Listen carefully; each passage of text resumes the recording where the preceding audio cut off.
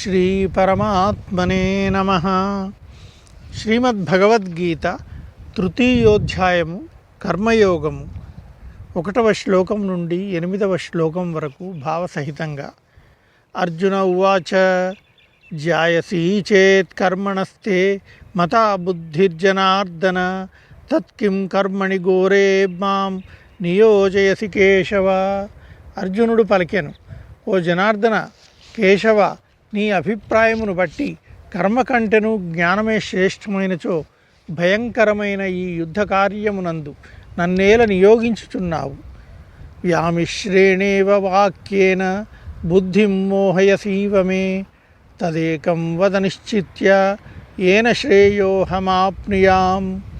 కలగాపులగం వంటి నీ మాటలతో నా బుద్ధి భ్రమకు లోనగునట్లు చేయుచున్నావు కనుక నాకు శ్రేయస్కరమైన ఒక మార్గమును నిశ్చయముగా తెలుపుము.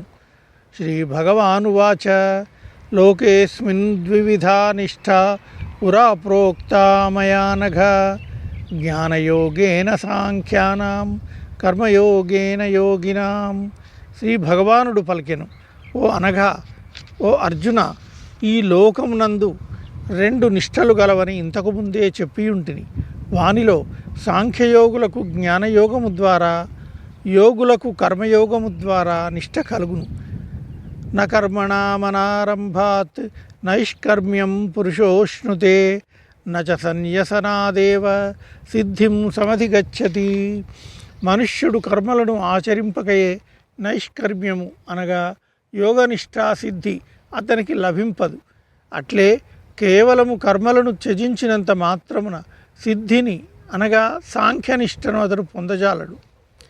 నహి కశ్చిత్ క్షణమపి జాతు తిష్టత్య కర్మకృత్ కార్యతే హ్యవశ కర్మ సర్వ ప్రకృతిజైర్గుణై. ఏ మనుష్యుడైనను ఏ కాలమునందైనను క్షణమాత్రము కూడా కర్మను ఆచరింపకుండా ఉండలేడు. ఇందు ఎట్టి సందేహము లేదు. ఏలనన మనుష్యులందరూ ప్రకృతి జనితములైన గుణములకు లోబడి కర్మలను చేయుటకు బాధ్యులగుదురు. ప్రతి వ్యక్తియు కర్మను ఆచరింపవలసియే ఉండును. కర్మేంద్రియాణి సంయమ్య య ఆస్తే మనసా స్మరన్ ఇంద్రియార్థాన్ విమూఢాత్మ మిథ్యాచార సౌచ్యతే. బలవంతముగా బాహ్యముగా ఇంద్రియ వ్యాపారములను నిగ్రహించి మానసికముగా ఇంద్రియ విషయములను చింతించునట్టి మూఢుని మిథ్యాచారి అనగా దంభి అని అందురు. యస్వింద్రియాణి మనసా నియమ్యారభతేర్జున కర్మేంద్రియై కర్మయోగం అసక్తః సవిశిష్యతే.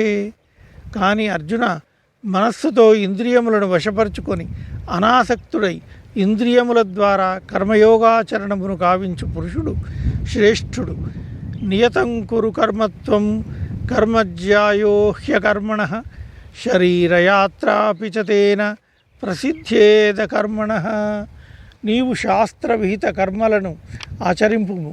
ఏలనన కర్మలను చేయకుండుట కంటెను చేయుటయే ఉత్తమము. కర్మలను ఆచరింపనిచో నీ శరీర నిర్వహణము కూడా సాధ్యం కాదు. ఓం తత్సద్. సర్వే జనాః సుఖినో భవంతు. రేపటి వీడియోలో మరికొన్ని శ్లోకాలు చదువుదాం.